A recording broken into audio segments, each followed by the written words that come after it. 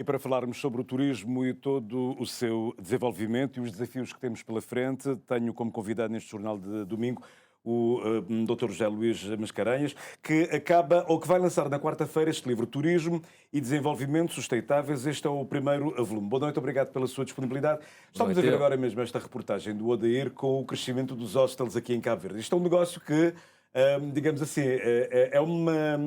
é uma alternativa ao alojamento, ao turismo aqui em Cabo Verde, que está a crescer exponencialmente, ou não?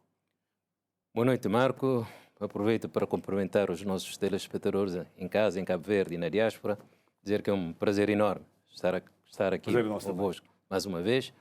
E desejar-vos boas festas, né, para todos os cabo-verdianos e residentes em Cabo Verde e na diáspora.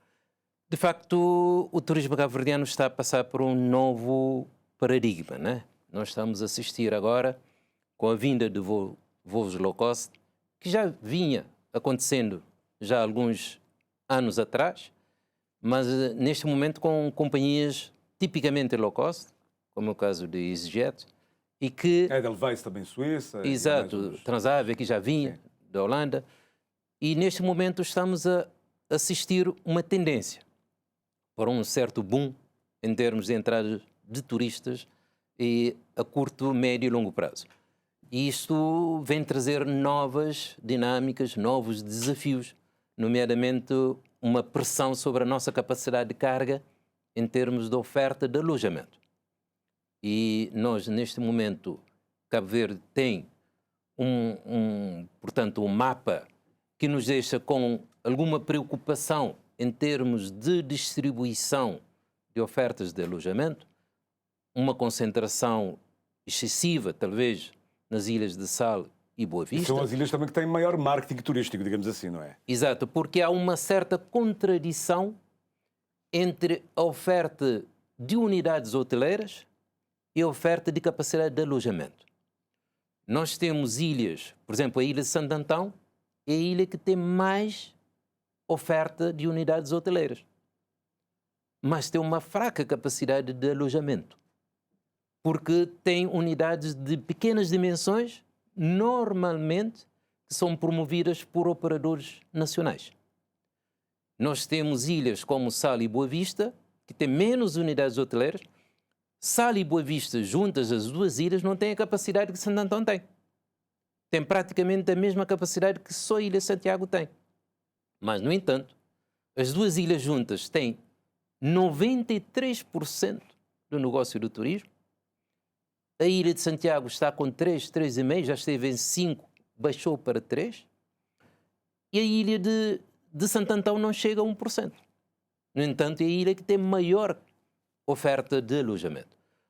Portanto, há que se pensar nesse paradigma, no modelo que funcionou até agora.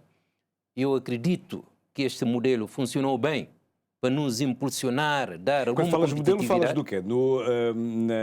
No modelo que Cabo Verde tem de all-inclusive dos hotéis? Sem dúvida. Esta é a ideia? Não só o modelo de desenvolvimento do turismo, Ok. o modelo de desenvolvimento do turismo, que funcionou durante os últimos 50 anos. Eu digo que o turismo em Cabo Verde tem 34 anos de vida. Eu tomo como startup do turismo cabo-verdiano 1991, com a mudança do regime, mudança de políticas, abertura, e passou-se a ver o turismo, ao invés de ser uma persona não grata, com alguma desconfiança, e ver o turismo como um setor estratégico, um motor de desenvolvimento nacional. E que pistas é que este teu livro, Turismo e Desenvolvimento Sustentáveis, o volume 1, deixam para que tenhamos um turismo competitivo e sustentável? Marco, nós estávamos numa quadra festiva e eu, simbolicamente, decidi oferecer esse presente para Cabo Verde e para os cabo-verdianos, porque representa aquilo que eu tenho estado a defender desde 2003. 2001, 2003 foi a minha passagem, portanto, de 1999 a 2001, minha passagem para o Hotel Praia Mar, e que me deu essa sensibilidade que Cabo Verde precisava mudar o seu modelo de oferta turística. Então, na altura, introduzi, em nível do Grupo Oasis, a gastronomia cabo-verdiana, cachupa, o cuscuz, filhosos, coisas típicas de Mas Cabo isto é um Verde. cartão de visita para qualquer estabelecimento Mas hoteleiro, não era até então. Então, um inglês chegava nos hotéis, era oferecido cornflakes e comida que normalmente estão habituados na Europa e nos países de origem. Eu pedi ao Grupo Oasis que me autorizasse a introduzir a gastronomia Mas cabo-verdiana. isso também não tem a ver um bocado com o receio que as empresas têm em oferecer uma gastronomia típica e que depois lá fora começam a ter problemas gastrointestinais e que é só vasculharmos os sites ingleses que encontramos várias notícias sobre esse assunto. Não há também um certo receio ou uma certa contenção por parte dos operadores hoteleiros? Pode haver essa contenção, algum receio, mas eu acho que a gastronomia cabo-verdiana rima com qualidade. Porque o problema que pode acontecer é falta de qualidade, falta de rigor nos processos, né, em que a alimentação deve seguir para se oferecer qualidade ao turista. Eu acho que a gastronomia cabo-verdiana, bem feita, rima com qualidade. É por isso que eu introduzi isso em 99, 2000, 2001, no Hotel Praia Mar. E fico muito contente quando chego a Salinas Si, chego a Porto Grande, encontro a cachupa, os cuscuz filhosos, que foi o ensaio que tínhamos feito na altura, em 99. E nós acreditamos, de facto, que o turista, quando vem, o turismo é mesmo este. O turismo, o que move o turismo é a diferenciação. Nenhum turista sai do seu país de origem para ir encontrar aquilo que ele tem no seu habitat. Ele só sai porque tem a perspectiva ou a expectativa que algo de diferente justifica a sua viagem. Então nós não podemos ter nenhum complexo em oferecer a diferenciação, porque é isso que o turista quer. E quando nós assumimos isso como a nossa, portanto, o nosso ouro, o nosso recurso estratégico e a nossa autenticidade, Cabo Verde se transforma num destino de eleição de facto. Neste teu livro há uma passagem que eu registrei em que tu dizes que nestas últimas 3 décadas um crescimento dicotómico, vacilando entre o crescimento exponencial à imagem de um turismo de topo, eleito pelos principais mercados emissores e um desenvolvimento titubeante, emitindo sinais de alerta à navegação. Que sinais são esses e o que é que queres dizer com esta frase? O que eu quero dizer com esta frase é que há um novo conceito da competitividade turística que ainda não chegou a Cabo Verde. Já no início do ano 2000, um professor nosso no ISEG, na Universidade de Lisboa, criou um conceito novo de competitividade. Ele disse, antigamente a competitividade significava vender mais e melhor do que o concorrente. Mas a partir de 2000, ele criou um novo conceito. Ele disse que a competitividade não é só isso. Não é só vender mais e melhor que o concorrente. O ganho dessa venda tem que servir para criar bem-estar para a população local. Tanto a geração atual como a geração vindoura. Ele, ao fazer esse link, ele criou uma ligação umbilical entre a competitividade e a sustentabilidade. Ele diz, não há competitividade sem sustentabilidade. No fundo, nós temos que garantir que o longo prazo tenha lugar no presente. Que quem não nasceu ainda tenha vez e voz.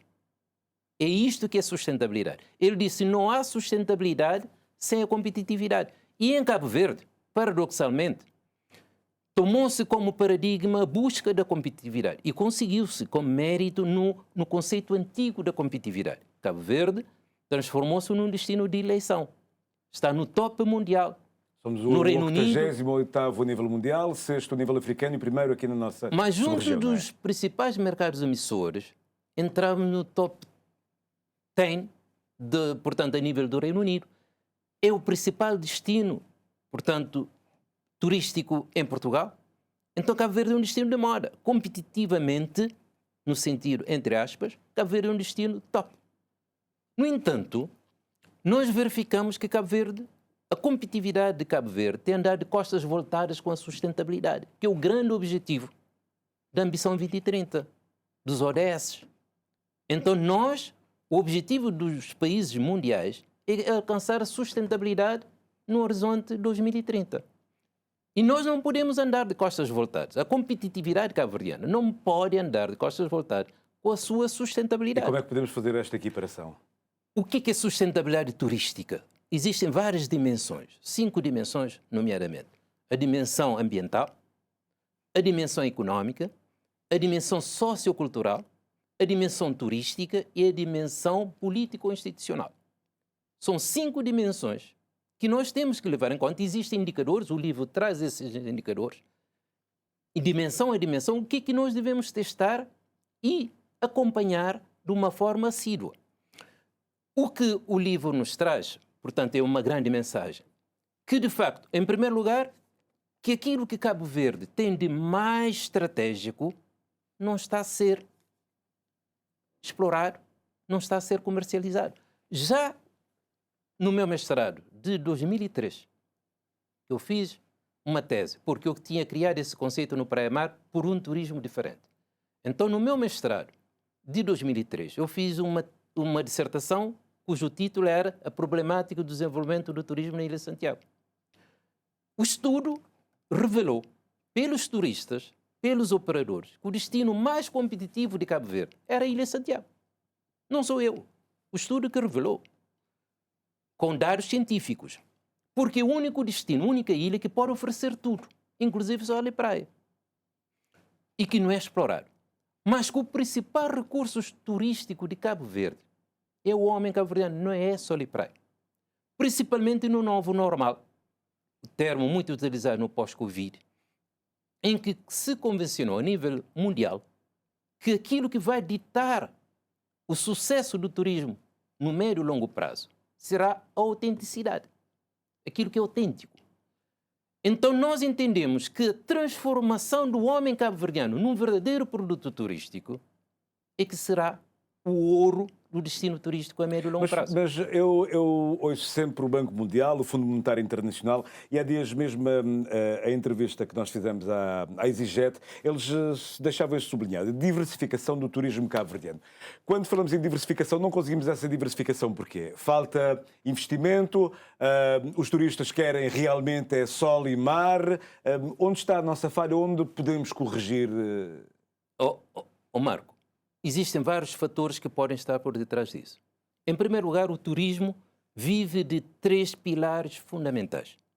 O primeiro pilar é o produto. O segundo pilar é a sua distribuição junto do mercado emissor. E o terceiro pilar é o transporte.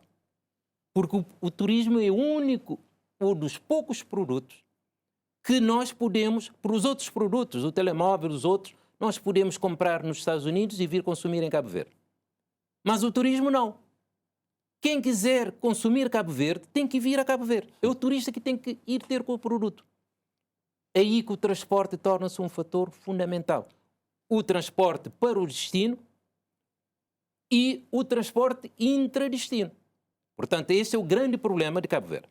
Mas o principal problema de Cabo Verde, para mim, nem é transporte, é o produto. Porque nós, o único produto que nós conseguimos vender e bem, que projetou Cabo Verde para um dos destinos mais procurados a nível mundial, é o sol e praia. E o sol e praia é um produto que vem da natureza, que Deus nos deu. Mas quando o homem cabo-verdiano terá que usar de criatividade, da ciência, para edificar um produto, existem mais de 20 produtos turísticos. O homem cabo-verdiano não é capaz, não foi capaz até agora, de criar um produto. E confunde-se muito o produto com infraestruturas, com hotéis, com superestruturas, aldeamentos, que não é nada disso. O produto é aquilo que justifica a viagem. É aquilo que é motivo da viagem do turista. E nós não estamos a conseguir, quando digo transformar o homem cabo-verdiano num produto turístico, muita gente leva para ideias pejorativas, de turismo sexual e outros, não tem nada a ver. É a forma do ser, de estar, de pensar e de agir do cabo-verdiano, a identidade do cabo-verdiano, a autenticidade do cabo-verdiano, que tem que ser transformado num produto exclusivo, que só Cabo Verde tem. Porque sol e praia existem em todo o lado. E muitas vezes destinos mais baratos que Cabo Verde. Mas o cabo-verdiano só existe em Cabo Verde. Temos muita gente na diáspora, mas tem a sua origem cá. Então, o livro traz uma mensagem, porque é um livro científico. Portanto, eu fiz questão, e faço questão, de que todas as minhas intervenções sejam apartidárias, que não há ideologia nenhuma por detrás da minha investigação. É ciência só. E a ciência é que recomenda, nesse caso, que deve servir de farol para abrir caminhos. Pode ser situação, pode ser oposição. Quem quiser pegar na mensagem que está lá, que pegue. Mas a mensagem, de facto, é para passar do velho para o novo turismo. Já na Convenção de Manila, já nos anos, portanto, 80, passou-se do velho para o novo turismo. E qual é a diferença entre o velho e o novo turismo? O velho turismo, no livro diz, era um turismo designado por 3 Bs: bom, bonito e barato. É um turismo de massa. É um turismo que nós estamos a falar agora do low cost, de hostel. Portanto, esse turismo do bom, bonito e barato. Turismo de massa. No novo turismo, eu propus para passarmos dos 3 Bs para os 3 Vs. Valorizado, viabilizado e vitalizado. Portanto, nós temos que valorizar o local, valorizar os recursos locais. É por isso que eu digo que o produto estratégico dos próximos 50 anos será o homem cabo-verdiano. Esse é que nós temos que valorizar. Mas para isso temos que transformar o homem cabo-verdiano num produto turístico, que toda a gente sai para ir procurar, portanto, a essência do homem cabo-verdiano. Nós temos a Cidade Velha como património mundial, não é por acaso. É porque o homem cabo-verdiano tem valor, a história tem valor.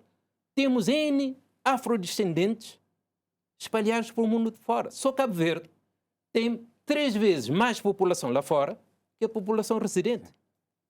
Suficientemente, 1,5 milhão de cabo-verdianos lá fora, segundo a estimativa do grupo que está a fazer o mapeamento da diáspora. 1,5 milhão de cabo-verdianos é maior do que o número de turistas que temos estado a receber anualmente. Só isso alimentava o destino. Há um dado curioso que marcou este ano de 2025, mas esta questão vem desde 2024 e que também tem a ver com a sustentabilidade dos destinos turísticos. E há bocado falávamos sobre o boom que Cabo Verde pode ter, a pressão imobiliária que é colocada ao país com a vinda de mais turistas. Mas recordo-me que neste ano, 2025, cidades como Barcelona, Veneza, aqui ao lado, nas Canárias, e já começam a preparar-se para o verão.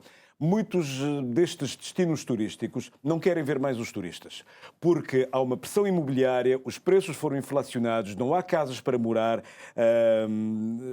Deixa ver mais outro dado.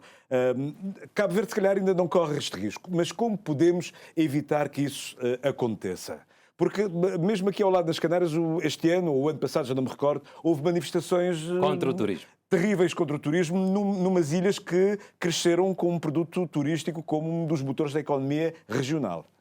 Marcos, infelizmente já corremos esse risco e já se nota. Nós acabamos de ver algumas intervenções neste telejornal a mostrar que o turismo cabo-verdiano tem que mudar de rumo. Porque o cabo-verdiano não pode trabalhar no luxo e viver no lixo. Isto tem a ver com o nosso modelo do turismo. Nós não podemos concentrar o turismo em 2 ilhas, que não têm população, tem 10% da população do país, e obrigar 90% da população cabo-verdiana a correr atrás do turismo. A ir atrás de uma ilusão monetária, a pensar que ganha mais, mas gasta muito mais, e depois é obrigado a viver no lixo. E como é que podemos corrigir estes preços? Há várias formas de nós corrigirmos os preços, mas a melhor forma de nós corrigirmos não é o preço, mas é o modelo de turismo. Fazer com que o turismo vá ter com a população e não a população ir ter com o turismo. Este é o modelo que se propõe no livro. Portanto, para criar produtos, portanto, descobrir, que ainda que não se descobriu, qual é o valor turístico de cada ilha. Qual é a vocação turística de cada ilha. Isso ainda não descobriu 33 anos depois do Startup do Desenvolvimento do Turismo.